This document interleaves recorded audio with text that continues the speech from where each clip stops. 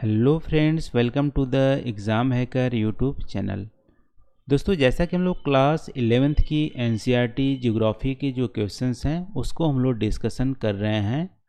और आज की इस वीडियो में बहुत ही महत्वपूर्ण हम लोग प्रश्न को यहाँ पर डिस्कस करेंगे जो कि यूपीएससी या अदर स्टेट पीसीएस के ज्योग्राफी सब्जेक्ट में डायरेक्टली पूछ लिए जाते हैं। तो देख लेते हैं आज का प्रश्न क्या है।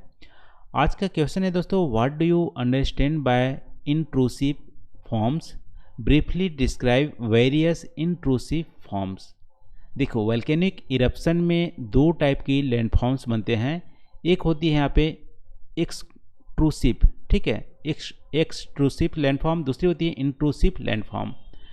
इंट्रूसिव लैंडफॉर्म होती क्या है, जो हमारी अर्थ के इंटीरियर में वोल्केनिक इरप्शन से बहुत सारे भू आकृतियाँ बनती हैं, उसको बोलते हैं इंट्रूसिव।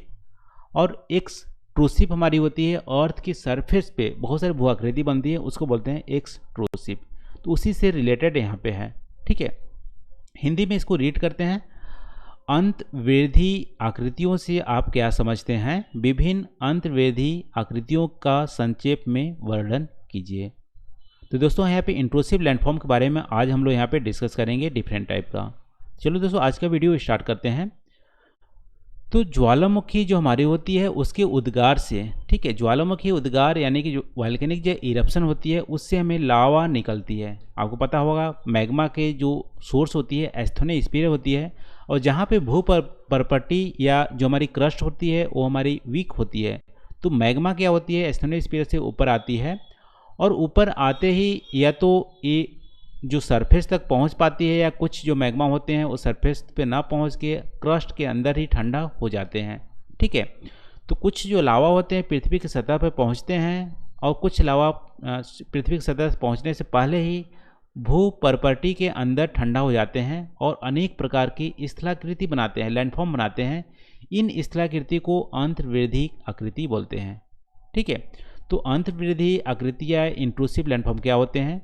जब लावा पृथ्वी के क्रस्ट के सरफेस से पे न पहुंच के क्रस्ट के अंदर ही ठंडा होती है और अलग अलग आकृति बनाती है, तो इन आकृतियों को बोलते हैं अंतर्वृद्धि आकृतियाँ। वैसे तो बहुत टाइप की अंतर्वृद्धि आकृतियाँ होती हैं, लेकिन उनमें से चार यहाँ पे मेन हमारी अंतर्वृद्धि जो हमारी आकृति है वो हमारी क्या है? पहला बैथोलिथ, दूसरा है लैकोलिथ, तीसरा यहाँ पे सीट्स और सील, चौथा हमारी डाइक, ठीक है।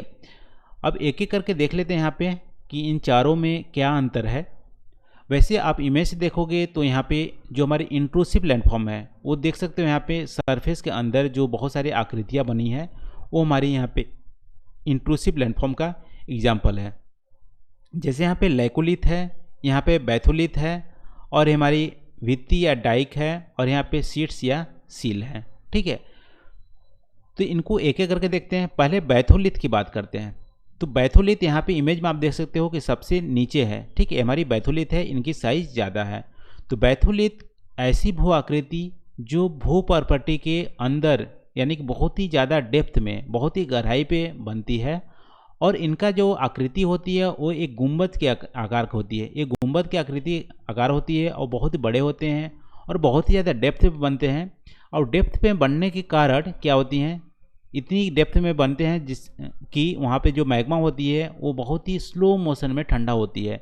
बहुत ही स्लो मोशन में ठंडा होने के कारण उनके जो कण होते हैं, उनके जो मॉलिक्यूल्स होते हैं या जो हमारी छोटे छोटे पार्ट होते हैं वो बड़े होते हैं, साइज में बड़े होते हैं, और इनकी आकृति भी गुंबद की आकृति होती है। तो इन भू आकृतियों को हम बोलते हैं बैथोलिथ, ठीक है। तो बैथोलिथ क्या होती है? भू परपट्टी के बहुत ही ज़्यादा गहराई पे बनती है, और गहराई पे बनने के कारण ये ठंडा जल्दी नहीं होती है। जो हमारी मैग्मा होती है धीमे धीमे ठंडा होती है, इसके चलते इनकी साइज, उनके जो कण होते हैं वो भी बड़े होते हैं और गुंबद की आकृति को जाते हैं। ऐसे आकृति को बोलते हैं बैथोलिथ। दूसरी हमारे यहाँ पे है लैकोलिथ। लैकोलिथ यहाँ पे देखोगे बैथोलिथ जैसा ही होता है, लेकिन इनकी आकृति थोड़ी सी छोटी होती है। बैथोलिथ के कंपेयर में आकृति छोटी होती है और इतनी गहराई पे नहीं होती है। और इनका जो तल होता है, ये बेस, जो बेस है वहाँ पे एक पाइप जैसा नुमा होता है, ठीक है। यहाँ पे देखो लैकोलिथ है, लैकोलिथ एक गुंबज की आकृति की होती है, लेकिन उनकी डेप्थ उतनी ज़्यादा होती नहीं है। जितनी बैथोलिथ की होती है, लेकिन इनके लैकोलिथ में एक और है एडिशन यहाँ पे, उनके जो तल होते हैं, बेस होते हैं, वहाँ पे एक ये पाइप जैसा नुमा होता है जिससे मैग्मा यहाँ पे आती है। तो ऐसे आकृति को लैकोलिथ बोलते हैं। तो बैथोलिथ, लैकोलिथ दो हमारी भू आकृति हो गई। अब देखते हैं यहाँ पे शीट्स और सील में क्या यहाँ पे अंतर है। जब लावा भू प्रॉपर्टी के अंदर क्षैतिज रूप से, ठीक है, जैसे मान लो ये पाइप से निकल रही है और ये हमारी सरफेस की ओर है, लेकिन क्षैतिज रूप से इस तरह से यहाँ पे आ जाती है, तो क्षैतिज रूप से ठंडा होती है तो उसे सीट या सील कहते हैं। सीट या सील दोनों बोल सकते हैं। लेकिन जब जमाव की मोटाई पतली होती है, यानी इनकी जो आकृति होती है, क्षैतिज जो आकृति होती है, यदि पतली होती है तो उसे सीट बोलते हैं, और जब जमाव की मोटाई मोटी होती है तो उसको सील बोलते हैं। ठीक है, सीट और सील से यहाँ पे अंतर क्या है।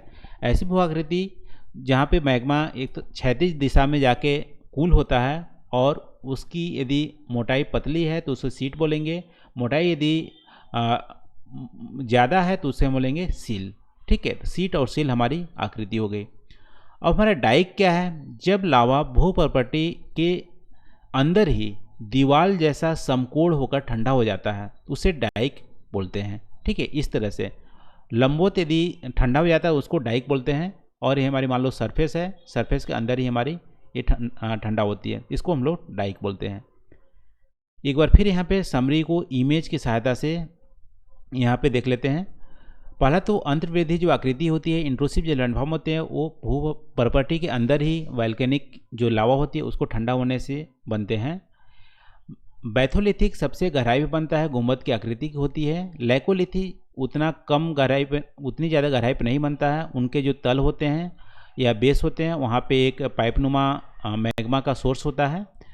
और हमारी जो डाइक होती है वर्टिकली ठंडा होते हैं, और जो सील या सीट होती है वो हॉरिजॉन्टली ठंडा होते हैं। तो ये हमारी 4 टाइप की मेन हमारी इंट्रूसिव लैंडफॉर्म्स हो जाते हैं।